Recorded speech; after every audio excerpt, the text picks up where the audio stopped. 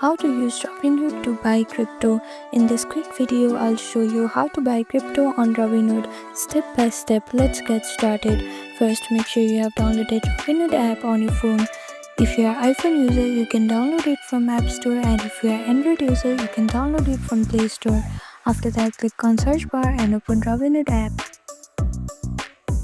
Make sure to log in to your account. Next, tap the search icon on the top and type the name of the cryptocurrency you want to buy, like Bitcoin, Ethereum, or Dogecoin. Once you find it, tap on the crypto and then hit the trade button and choose buy. Enter the amount in dollars you want to spend on crypto.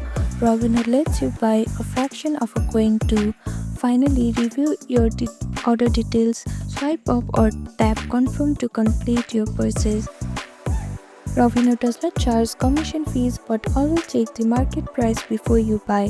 And that's how you can buy crypto using Robinhood.